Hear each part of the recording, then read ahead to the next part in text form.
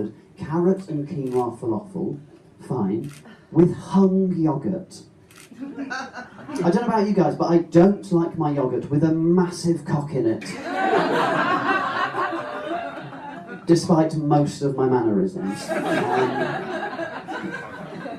We were all thinking it. Yeah, it's been a tough year for old Emslie. Been a tough one, right? I got ID'd recently. That in itself is not bad, but I did get ID'd trying to buy a lottery ticket, guys. Just to bring everyone on the same page, to buy a lottery ticket, you have to be 15 years old. And I thought, well, the guy's taking the piss a little bit, so I'm going to have a bit of fun. So I went, of course you can see my ID. Would you also like to see my pubes as well? And he went, no, absolutely not. Which is good news for me, because I don't have any yet, guys. Hello, they call me Mark Dolan, and this is Amused Moose Live, and it's encounters with brilliant, fresh-faced, young comedians who have their lives ahead of them. One such brilliant comedian is Joseph Emslie. How are you, Joseph? Very well, thank you. How are you? Really well, and I'm very excited for you because I remember when you participated in the Amused Moose competition a couple of years ago. Yeah. And now you are a man who is so good you actually charge for your work. In some cases, that is true, yes. Yeah, that's a good proviso. It's same for me, same for all of us. But the bottom line is you are an established comic now. How does that feel? Lovely. Just got to keep on working harder to make my name more established. Because that's, I think, the important step is from going from like an amateur and doing the competitions and having a go. Your friends have encouraged you. You've always been told you're the funniest person anyone knows. But from that to it being an income and you're actually building a career, that's the thing, isn't it? That's the main thing. That's the goal to aim for, yeah. Yeah. So that process, I mean, looking back on it, how have you changed since you were in the final of this competition a couple of years ago? I would say that I work harder now, right, in terms of writing material and actually dedicating time to the process, which is extremely important. And I would say that I have the footage of myself in the final, and watching it back, there are moments where I will sort of cringe and think, oh. Because what happens, I think, when you start out is that you, it's sort of just a bit of a punt, isn't it? You don't know how you're going to fare, and you maybe take it half seriously, but you don't fully commit to the process. Absolutely. And hope for the best. Yep. Yeah. And then there comes a point, and now, so the way you approach it now, very professional and that's the aim. Organised. Yeah, I think that you have to be organised in everything that you do, from material to actually just booking gigs and all of the sort of the process, the whole spectrum.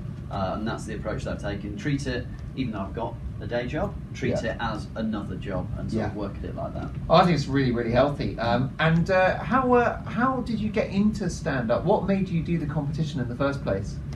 So stand-up as a whole, I've just always loved comedy, and I went to the Edinburgh Fringe. I was always a regular goer of watching the festival, and I decided to put my name down for a show at Edinburgh Fringe as my first ever gig, and I thought that will force me to do it, and it did.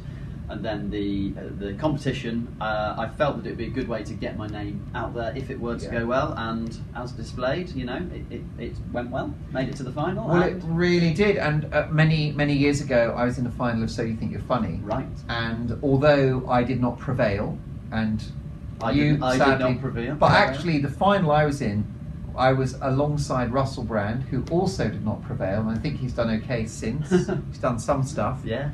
And Matthew Horn from Gavin and Stacey, and a couple of other guys who are regular working comics now. So I think the big thing with these competitions is to progress enough that you're getting a message from audiences and from the industry that yes, you are allowed to do this, and you actually might be quite good at it.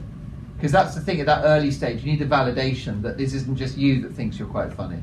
Yeah, I think you do need, and a competition such as Amused Moose, it sort of has the judging element of it with the audience participating in that, so it's extremely, it's a lovely feeling to have when the audience, you know, give you that green tick and say, we laughed enough that you can carry on. And how do you, what's your methodology? How do you write?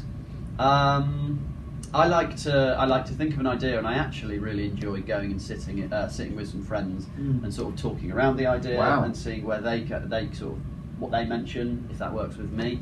and then I will go back and we'll sort of collate all of that and try and make it into some form of a joke, and then it's a case of write and rewrite and keep on adding toppers, etc. So you basically, you use your social circle, you exploit them ruthlessly to develop material. If they are comics, other comics, yes. If they are muggles, yes, I would hate to be the comic who would sit in a room and sort of test material on people. I don't want to do that. Just being really funny at a dinner party. Yeah, exactly. Yeah. I don't want to do that. So you have a distinction between the comics and the muggles. That's where I call them scum, but everyone's different. So that's amazing and brilliant. And what about your style? Because I think you've got a very easy manner with the audience. You know, some comedians are a bit like the kind of door-to-door salesman, and they stick their foot in the door, and there's an aggression. They really sell their stuff. Whereas I feel like you like the audience to come to you. Yeah, and I think it's something most people wouldn't want to admit, but I like the audience to like me. Yeah. As one side, and then secondly, I don't. As anyone that's seen me, I create anger. And then the mini riot. That's the aim. And then the second thing, I don't. It's not too dissimilar to my sort of everyday persona. I'm quite a happy, jovial person, and I wouldn't want to go on stage personally and sort of go on and portray something that I'm not. So I just want to sort of extend that slightly. Well, I think that is a real crowning glory of what you do. Is that, as you say, what you see is what you get. And talking to you now, talking to you before we went on stage tonight, and it's the same person. And I think that's really valuable, because my only criticism of a lot of newer acts is that they speak in this quite arch way, where there's an almost melody to how they say the jokes. Okay. Like, hello everyone, so I'm from Kilburn in London, you know, and it's this weird announcing style, which, I mean, I'm sympathetic to that. They're new and they're just getting a feel for it, but I feel like you're quite authentic and you've always been quite natural, so you don't bother with any of that. Yeah, I'm very fortunate to be quite confident standing up and speaking, so I just try and use that. Most importantly, before we wrap this up, there's a great irritation in coverage of events like the Oscars that men get asked about the character they played in the movie, and the women get asked, what are you wearing? Which designer are you wearing? So I'm going to flip it, because I'm a massively controversial and exciting person. I'm going to ask you, what are you wearing? Take us through the outfit. What am I wearing? It's very nice. I'm wearing a jumper that I wouldn't know where it's from. Okay. Wouldn't be able to tell you. How do you not know? How can you not know? Were you dressed by someone else? No, I would have just bought it. I feel like there's a backstory to this. Okay, so I will have bought it a while ago. I've got a pair of jeans on that are Volcom, that every Christmas my auntie gives me a pair of exactly the same jeans. Your auntie sounds like a legend. She is. She gets you these really trendy jeans that fit you really well. Yeah, we found the one thing that fits me, and I'm sticking with it for life. What's it called? Volcom? Volcom, it's a surf brand. Alright, nice. Probably not cheap.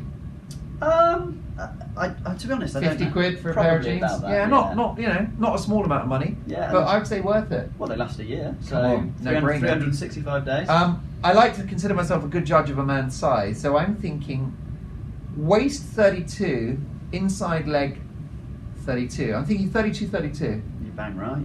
You've absolutely smashed it. You're very welcome. I'm 32-36, but I'm not bragging. And then shoes by Vans. They are, and they've got a hole in. I've decided I've gone on a bit of a.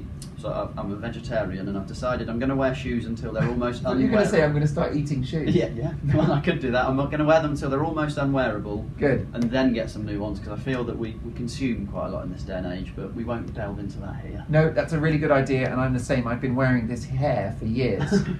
Before we go, I'm going to because I think there will be a lot of people who will be like, well, what is the jumper? Because I'd really like to have one of those. So we're going to find out right now. I can tell you it's H&M. There we go. Do you know what's so spooky? I was going to say H&M. I should have followed my instincts. You should.